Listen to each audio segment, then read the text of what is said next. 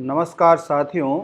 आज का व्याख्यान ब्रिटिश राइटर वैलेंटाइन सिरोल की कृति इंडियन अनरेस्ट पर आधारित है। साथियों, ब्रिटिश लेखक वैलेंटाइन सिरोल के द्वारा लिखित पुस्तक भारतीय अशांति इंडियन अनरेस्ट, जिसके अंदर कंटेंट को यदि हम पढ़ते हैं तो इसका एक वर्ड के माध्यम से जो पूरे कंटेंट को डिफाइन किया जा सकता है, वह टर्म जो इंडियन अनरेस्ट का सिनोनिम्स हो सकता है, वह टर्म है according to Valentine Chirol Brahmins interest. चख कर देखो साथियों, इतिहास के सच में बड़ी कड़वाहट है। यदि हम हिस्ट्री को देखते हैं, जानते हैं, समझते हैं तो हमें पता चलता है कि वास्तव में इस इतिहास के सच में कितनी कड़वाहट छिपी हुई है। और इसी कड़वाहट को जानने का एक जरिया है वैलेंटाइन सिरोल ब्रिटिश राइटर की किताब इंडियन अनरेस्ट, जिसको ब्राह्मण्स इंटरेस्ट के रूप में डिफाइन किया गया है। साथियों, इस पुस्तक को 1910 में लिखा गया और वैलेंटाइन सिरोल एक हिस्टोरियन के साथ साथ ट्रेवलर भी थे, जिनके द्वारा ब्रिटिश भारत के दौरान अनेक बार भारत की यात्राएं की गई। साथियों, इसके प्रस्तावना को हमने सबसे अंत में रखा है। पहले इसके चैप्टराइजेशन की हम बात कर रहे हैं, जो मुख्य मुख्य अध्याय हैं और उनकी मुख्य विषय सामग्री में वैलेंटाइन सिरोल ने क्या बताया है। तो आइए विगतवार उनके चिंतन के बारे में हम बातचीत करते हैं। सबसे पहले अध्याय का शीर्षक है जनरल सर्वे, सामान्य सर्वेक्षण। यहाँ पर वैलेंटाइन सिरोल ने भारत में अशांति के मुख्य कारक बताए हैं। इन कारकों को 3 श्रेणियों में विभाजित किया है: सोशल, रिलीजियस, इकोनॉमिक। उनका मानना है कि भारत में जो अशांति का वातावरण है, उसके पीछे पश्चिमी शिक्षा का प्रचार प्रसार होना, बेरोजगारी, गरीबी, मजदूरी की दरों में वृद्धि नहीं होना, प्लेग की महामारी, अनेक जगह भारत में अकाल का पड़ना, कीमतों में बेहताशा वृद्धि होना, दक्षिणी अफ्रीका में भारतीयों के साथ अच्छा व्यवहार नहीं होना, विदेशी युद्ध होना, शासक और शासित के बीच संबंधों में कड़वाहट होना और ब्रिटिश सरकार के द्वारा प्रेस पर प्रतिबंध लगाना, उच्च जाति के हिंदुओं तक अंग्रेजी शिक्षा की पहुंच होना और उनका प्रशासन की प्रत्येक शाखा में स्थानीय सेवक के रूप में स्थापित होना इस अशांति के सामान्य कारण माने गए हैं, जो कि उन्होंने अपने सर्वे में प्राप्त किया है। दूसरे अध्याय का शीर्षक है स्वराज एवं प्रेस। उदारवादी, उग्रपंथी, स्वराज या खुद के शासन की मांग करना, बिपिन चंद्र पाल, उसकी शिक्षा व यूरोप की यात्रा, भारतीय राष्ट्रीय कांग्रेस की स्थापना 1885, कलकत्ता अधिवेशन 1906, दादा भाई नौरोजी की अध्यक्षता में स्वराज की घोषणा करना, आंदोलन के धार्मिक पक्ष के रूप में पूना में प्रकाशित काल नामक समाचार पत्र में लिखा गया, हम आर्य हैं लेकिन हम सो नहीं रहे हैं, देश हमारा है, धर्म हमारा है, सैनिक हमारे हैं। कलकत्ता से प्रकाशित धर्म समाचार पत्र में राजनीति धर्म का हिस्सा है, परंतु इसे आर्यों के पद से सींचा जाएगा, यह आर्यों का रिलीजन है। इस साफ साफ वैलेंटाइन सिरोल ने उन समाचार पत्र में भी आप आज भी देख सकते हैं 1908 और 9 के जो समाचार पत्र हैं, जिनमें साफ साफ इंडियन नेशनल मूवमेंट के लीडर ने ये लिखा है कि they are Aryans but they are not sleeping और रिलीजन इज आर्यस रिलीजन और आर्यंस रिलीजन। काली, दुर्गा, शक्ति, प्रहलाद की कहानी, रामायण, मछुआरे की कहानी इत्यादि के माध्यम से प्रचलित किया गया और ये बताया गया कि भारत में अशांति के पीछे का धार्मिक कारण क्या है। तीसरे अध्याय का शीर्षक है हिंदू पुनरुत्थान। Keshav Chandra Sen, Raja Ram Mohan Roy, Rabindranath Tagore, Dayanand Saraswati, madam Blavatsky, Annie Besant, Swami Vivekananda और अरविंद घोष ने हिंदू पुनरुत्थान के रूप में महत्वपूर्ण भूमिका निभाई, ऐसा वैलेंटाइन सिरोल ने इस पुस्तक में अपने डाटा के माध्यम से बताया है। सिरोल कहते हैं कि जातीय नियमों की रूढ़िवादिता, अपवित्रता, अमानवीयता, छुआछूत के 3000 सालों के काले इतिहास के अधीन होकर भी भारतीय महान सभ्यता व इतिहास का दंभ कैसे भरते हैं। पवित्र गंगा जल, तुलसी का पौधा, भगवत गीता के हिंसक निर्देश, महादेवी के अधीन खूनी कारनामे, युवा ब्राह्मण के द्वारा जैक्सन की हत्या करना, हिंदू धार्मिक भावनावाद का उन्माद फैलाना, शताब्दियों से मानवों और ईश्वर के बीच दूत की अधिसत्ता का आनंद लेना, 14 मिलियन ब्राह्मण मनुवादी शासन करना। बुद्धिज्म व इस्लामिज्म के द्वारा नष्ट नहीं किया जा सका इसे, क्योंकि ब्राह्मण धर्म सामाजिक प्रभुत्व के लचीलेपन के साथ ही कट्टरता को भी बनाए रखता है। अंग्रेजी सीखकर सेवाओं में शामिल होना, लिबरल प्रोफेशन अपनाना, प्रेस पर कब्जा करना, जातीय नियमों में खुद के लिए शिथिलता देना, समुद्र की यात्रा करना, रेल जहाज की यात्राएं करना, वो भी अछूतों के संपर्क में आए बिना, और जब इसका विस्तार अन्य लोगों तक होने लगा तो इसे रोककर राष्ट्रवाद के नाम से इसकी दिशा बदल दी गई। साथियों, सिरोल ने पुस्तक के 4थे अध्याय में ये बताया है कि किस तरह से ब्राह्मणवाद और दक्षिण के मध्य महत्वपूर्ण संबंध है। सिरोल कहते हैं कि ये लोग अपने आप को चित पावन ब्राह्मण कहते हैं। चित पावन क्यों हैं?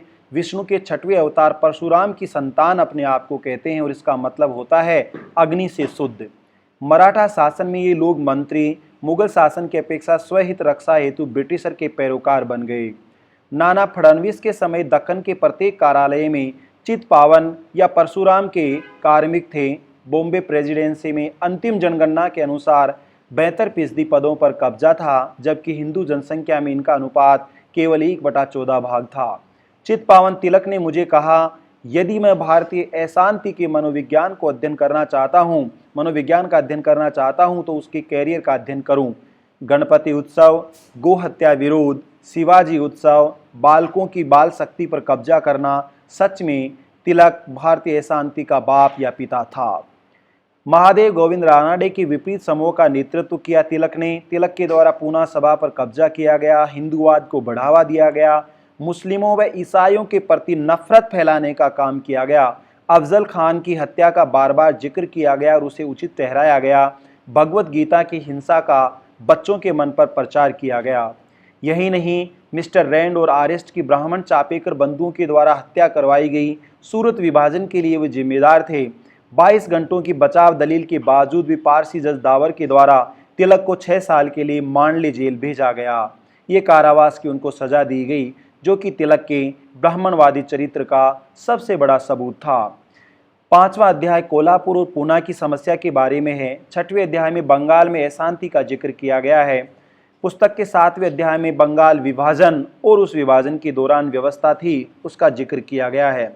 मोहन राय, व्योमेश चंद्र बनर्जी, सुरेंद्र नाथ बनर्जी, विपिन चंद्र पाल, प्रोफेसर अरविंद घोष का हिंदूवाद, भगवत गीता का पुनः आगमन, BK घोष, विवेकानंद, काली, दुर्गा, शक्ति पूजा करना, एओ ह्यूम के द्वारा कांग्रेस की स्थापना करना, लॉर्ड कर्जन के द्वारा बंग भंग विभाजन की बात कहना और मॉर्लेमेंटो सुधार को लागू करना, इन सब के बारे में वैलेंटाइन सिरोल ने विस्तार से इस पुस्तक में लिखा है।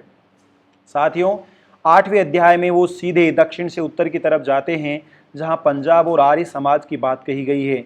नदियों की भूमि, 5 नदियों की भूमि, रणजीत सिंह की रणस्थली, सिखों की धरती माँ, मुस्लिम बाहुल्य वाला क्षेत्र, सिंधु की समृद्धि का परिणाम, पंजाब, लाहौर, रावलपिंडी, काठियावाड़ी पंडा, स्वामी दयानंद सरस्वती का आर्य समाज स्थापित करना और बंबई से भागकर उत्तर भारत पंजाब में शरण ले लेना, पंजाब में आकर शरण लेना, हिंदू एक पर्शियन उत्पत्ति का शब्द बताना, आर्यंस के लिए है, लाला लाजपत राय, अजीत सिंह, प्रोफेसर भाई परमानंद, ये सब लोग आर्य समाज को आगे बढ़ाने वाले प्रमुख नेता और लीडर थे।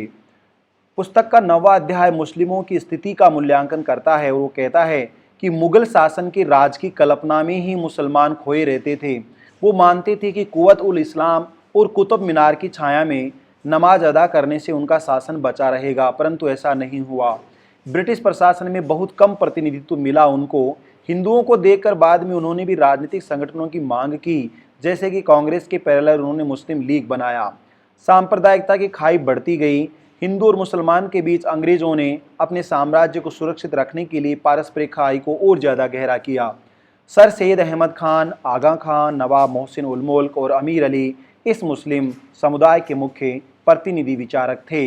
मोहम्मद अली जिन्ना, जिन्होंने मुस्लिम कट्टरतावाद को आगे बढ़ाया और अंततः पाकिस्तान की परिणति की।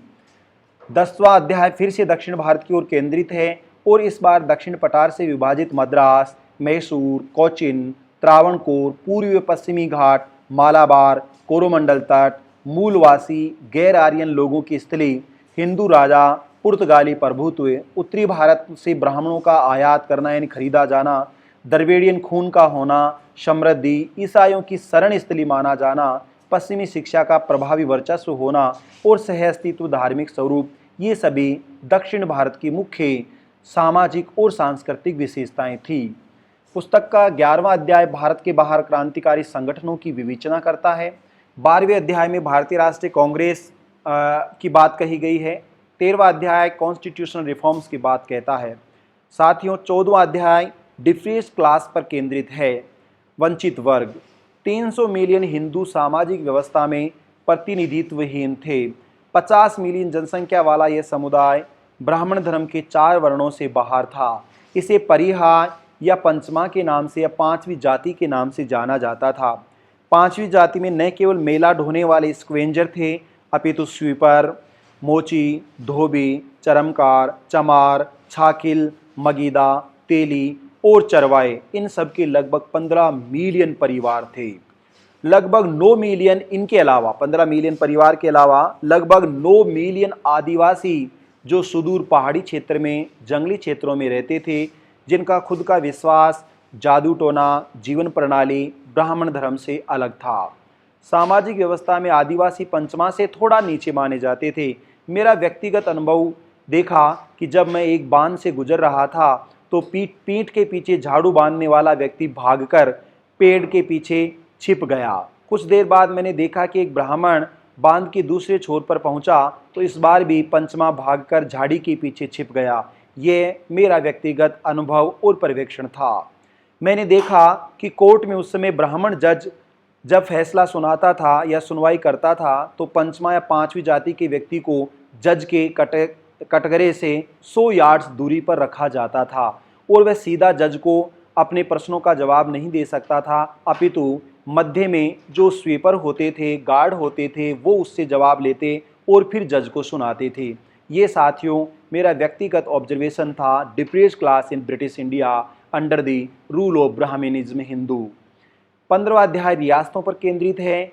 16वां अध्याय मिक्स्ड एडवेंचर की बात कही गई है। 17वें अध्याय में पश्चिमी शिक्षा और उसके वर्दी की बात कही गई। मेकाले की अंग्रेजी प्रणाली, भारत में पहली बार अंग्रेजी शिक्षा को लॉर्ड मेकाले लेकर आया, जिसकी बदौलत बहुत से आदिवासी अंग्रेजी शिक्षा सीख गए और लगभग 300 मिलियन लोगों को 2 से ज़्यादा भाषाएं अंग्रेजों ने सिखाई। चार्ल्स वुड का डिस्पैच 1856, होर्डिंग्स का आदेश 1844 और भारत में पहली बार विश्वविद्यालय भी अंग्रेजों ने खोले। विश्वविद्यालय अधिनियम 1904 जो कि नालंदा, तक्षशिला और विक्रमशिला से बिल्कुल अलग थे और वो अंग्रेजी शिक्षा के माध्यम से संचालित होते थे। 18वां अध्याय भारतीय विद्यार्थियों पर केंद्रित है। 19वां अध्याय शिक्षा में सुधार की बात करता है। साथियों, 20वें अध्याय में वैलेंटाइन सिरोल ने बताया है कि किस तरह से भारत में अंग्रेजी शिक्षा का प्रचार प्रसार करने के बावजूद भी भारतीय ये मानते थे कि उनके लिए धार्मिक शिक्षा ज़्यादा महत्वपूर्ण है।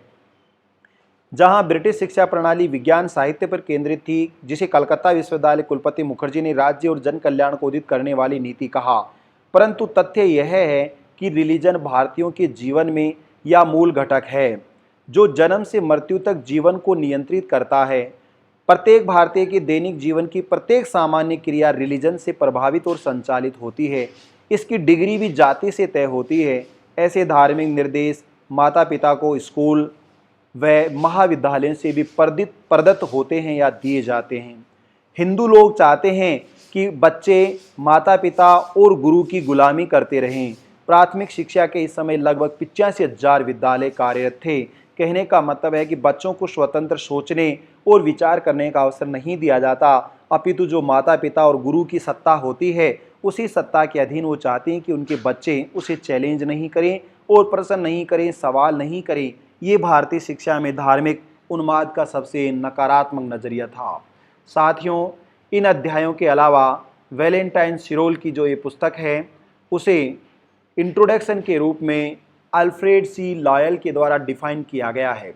अल्फ्रेड सी लॉयल 1910 में लिखते हैं कि वैलेंटाइन सिरोल का यह रिटर्न वर्क कॉम्प्रहेंसिवनेस सर्वे को डिफाइन करता है, इम्पोर्टेंट फैक्ट्स के कलेक्शन को बताता है और ट्रू गवर्नमेंट रिपोर्ट के आधार पर इसे लिखा गया है, इसलिए यह एक ऑथेंटिक रिसोर्स था, ऑथेंटिक रिटन वर्क था। इसने ग्रीक, रोमन और ब्रिटिश एम्पायर के बीच और एशियाटिक पीपल के बीच जो रिलेशनशिप थी उसे भी डिफाइन किया है। It is quite true that to the memory of a time when for once and once only in Indian history their caste established a great secular dominion, may be ascribed the tendency to disloyalty among the Maratha Brahmins। साथियों, यहाँ loyal पुस्तक की प्रस्तावना में उसके मुख्य objective को बताते हैं।